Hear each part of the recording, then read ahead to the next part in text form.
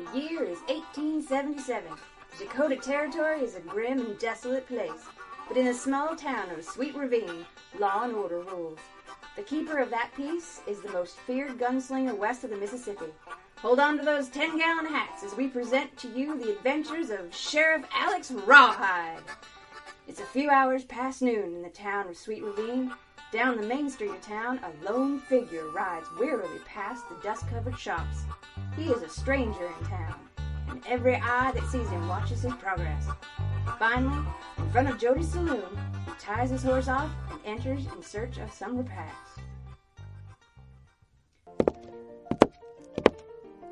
Howdy. How do? Ain't seen you around these parts before. You must be new. I must be. Just passing through? Couldn't say rightly. That a fact? Well, what brings you to this town? It's a very long story. I have lots of time. Too long to tell with a parched throat. Oh, I'm sorry about that, feller. I don't get to talk to people very much this time of day. There'll be a little bit of a rush come supper time, but now it's just you, the piano player, and them two old coots playing cards. And one of them is a mute. Here's your drink. Obliged. You want something stronger, you let me know. My pappy does all the distilling around here, and he makes up a mean whiskey. I'll keep that in mind. Say, I was looking to meet up with somebody in this town. I don't suppose you know somebody called... Now, wait just a cotton-picking minute, Slim. There ain't no way you can have yourself 3 aces and 3 eights. For one thing, you're only supposed to have 5 cards in your hand. And for another, I got me a hand of 3 aces and 2 eights. Now, I didn't go to no fancy schooling like you did, but I knows for a fact that there are only supposed to be 4 aces and 4 eights in the deck. Sam, you put that gun away right now. Begging your pardon, Miss Jody, but I don't think I will. I done caught me a card cheater, and you know how we deal with those in these parts. Is he aware that since he drew that there pistol, 3 separate kings have all fallen out from the inside of his sleeve? I don't reckon that he is. Sam, I'm telling you to put that gun away. You don't want me bringing the sheriff in here. Right and true are on my side, Miss Jody. Now, I'm a forgiving sort of fella, so I'm going to give you until the count of 3 to say that you're sorry. If you do, we'll split the pot and put this all behind us. But if you don't, I'm going to let this here pea shooter do my forgiving. 1. Didn't you say the other guy was mute?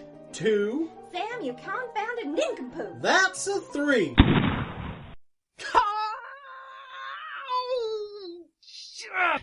Holy tarnation, he shot your piano player. Fingers! Fingers, are you all right? I'm all right. Shot me in the hand and bounced off my wedding ring. Hurts some fingers, but ain't nothing. Oh, I'm mighty sorry about that, Fingers. My hands shake something fierce when I get all riled up. Partner, I don't know you from Adam, but you might want to take that as a sign that drawing a gun on such times as you are all riled up might not be the best use of your judgment. I don't know as I follow you, dude. He's saying you're a plumb fool.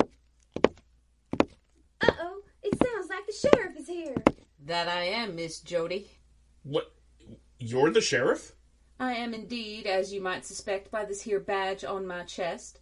And since you find your eyes on that portion of my anatomy, you can in fact confirm that I am also a woman.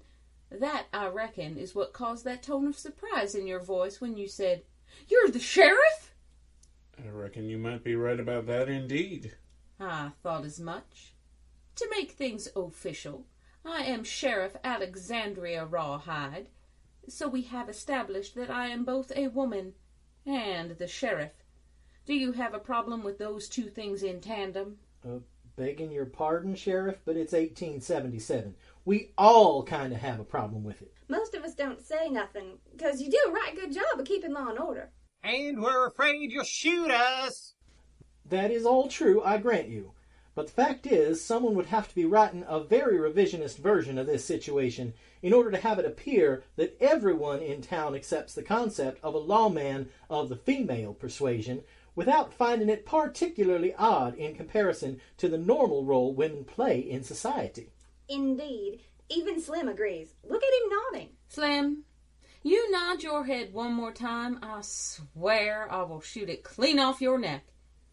And on the subject of shooting, That is, in fact, what brought me into this establishment, and not a desire to discuss both my gender and my vocation. We will consider that subject closed at threat of additional gunplay. And that again reminds me I came in here in the first place because I heard a goddamn gunshot. Have y'all noticed that the conversations in this town are a teeny bit on the verbose side? You know, that observation has come up before. Button it. Now, I heard a gunshot in this establishment and am right curious to have additional details coming my way. Oh, 'tweren't nothing, Sheriff. I done accidentally shot Fingers in the wedding ring. But he's all right now. Ding's a bit. You accidentally shot him in the hand? And where, pray tell, were you aiming to hit? Slim's head? Oh, for Pete's sake! Did you try to shoot Slim because of some notion that he might be cheating at cards? Yes, ma'am. And while I suspect I know the answer to this question, were you also cheating at cards? Yes, a little. Fingers, are you able to continue playing the piano? I wouldn't mind a little bit of ice water to soak my hand in. Well, all right. Miss Jody, would you take some ice water over to him? Now, Sam, give me your gun. But... Give it to me or I will shoot you. Then I will reload and shoot you again. After that, I will give some consideration to reloading a second time and repeating the process. Here's the gun. Well, thank you. I'm going to take this here gun and sell it to old Murphy at the general store. I'm going to keep half the money he gives me as a fine for you shooting when there weren't no need to shoot. And the other half is going to Miss Jody on account she's out a piano player until such time as Fingers' hand feel better. I reckon that to be fair, don't you? Not particularly. Let me remind you, I'm currently holding an extra gun and therefore have more bullets to shoot you with. I think we can call that fair enough, Sheriff. I thought as much. All right. Looks like I better be on my way. Hold on for just a moment, Sheriff, please. You said something earlier, and I wanted to make sure I heard you right. Was this the part about me being the sheriff or me being a woman? No, I think I'm pretty much past that. No, it was when you told me your name. Did you say you were... Sheriff Alex Rawhide. That would be me. My name is Marshal Red Stevens. Now, wait a second. Marshal is a federal position. Do you mean to tell me that nobody in the federal government objected to allowing a woman to become a marshal? You got a problem with that, mister? If I didn't have a problem with it, I would not have used terms like, hold on a second, and do you mean to tell me... If I shoot him just a little bit, is there anybody who would object? Slim, put your hand down. She was being rhetorical. Now, you have some business here, Marshal. I reckon you know why I'm here. I reckon I do. You killed my pappy. I said I reckon I know why you're here. You don't gotta explain it to me. So it looks like we got ourselves a problem. Don't see why. Your pa was an outlaw. So were you when you shot him? That's technically true, but I went straight. I was a part of your pappy's gang, and when I decided to turn to the cause of law and order, the first thing I did was bring down the most dangerous criminal I could find. But you wasn't no lawman then. I ain't a lawman now. That is not what I'm addressing, and you know it. You shoot a criminal while you're wearing a badge, you're just doing your job. You shoot him when you ain't yet been given a badge, well, that's just plain outright murder. Or, she could technically have been a bounty hunter. Was there a bounty on his head, dead or alive? There was, actually. Yes, but you didn't collect that bounty, and that still makes it murder. Seems tenuous if you ask me. Shut up! Did you hear me asking you or anybody else? The point is, Sheriff, I had sworn to bring down my pappy in the name of justice, and then you went and killed him. Wait, you were going to kill your own pappy anyway? Okay, good. I was wondering if I was the only one that was bothering. Everybody quiet. Marshal Red thinks she's got a score to settle with me. I've known for a while that I ought to be looking over my shoulder for her to be coming for me. I reckon I'm done looking. Ready when you are. Likewise.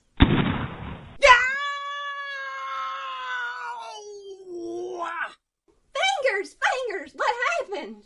They shot at the exact same time and the bullets collided in midair. Well, some of the shrapnel from that collision flew across the room and once again hit me in my wedding ring. And I feel I should probably take to the jeweler for some repairs. And oh, by the way, the stinging is much more severe now. Okay, before anybody else gets hurt, can I just say one thing? What? Drop the gun, Marshal. Oh, did you really just pull a derringer on me? I'm just making this a fair fight. We shot each other at the exact same time.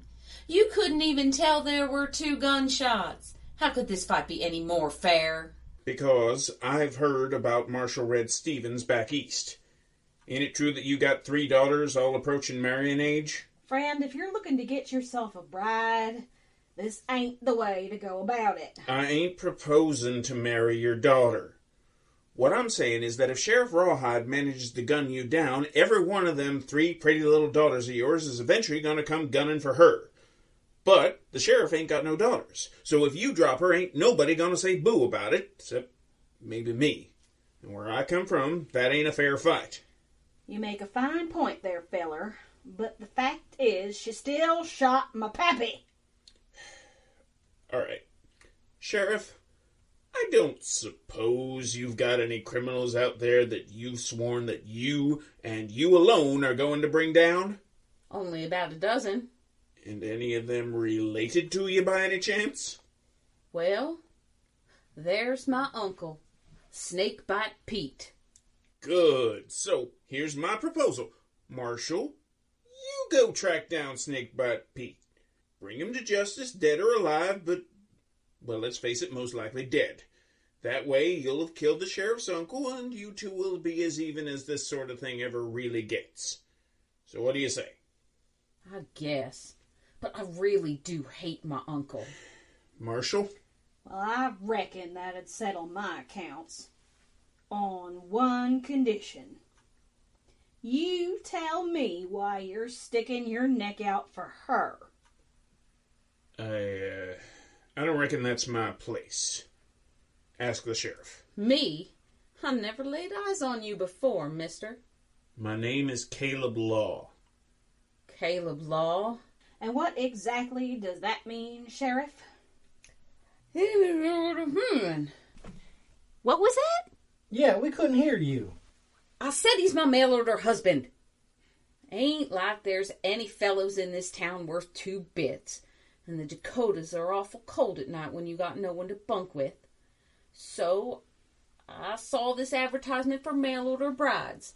And I wrote to them asking if they did husbands too. They do. Do you still have that advertisement? Sam, since when are you looking for a wife? Oh, 'tain't for me, Miss Jody. It's for Slim. All right, enough of this. I guess I got some miles to cover if I'm going to find Snakebite Pete. Better get to getting. Marshal, for what it's worth, I am sorry you didn't get to shoot your own pappy. Yeah, well, life's like that sometimes. Maybe I'll be seeing you.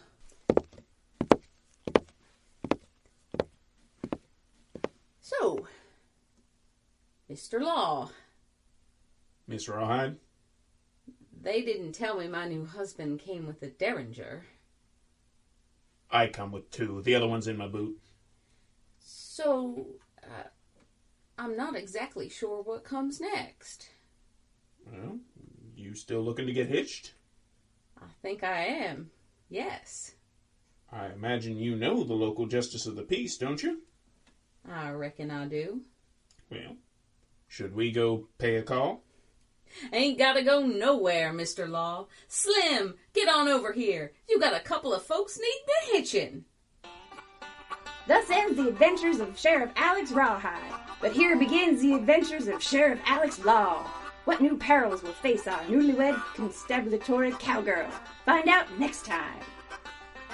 You've been listening to the Wild West Adventures of Sheriff Alex Rawhide. Produced by the Seat of All Pants Players, written and directed by Dan Wenzel. The theme music and sound effects by www.freesfx.co.uk. Piano music was Fig Leaf Times 2 by Kevin MacLeod. Sheriff Alex was Jill Wenzel. Caleb was Dan Wenzel. Marshall Red was Bree Kuby. Jody was Liz Music. Sam was Richard Tennant. Fingers was Andrew Dell. Tune in next time, gentle listeners, for a rip-roaring adventure with just a touch of sass-mac.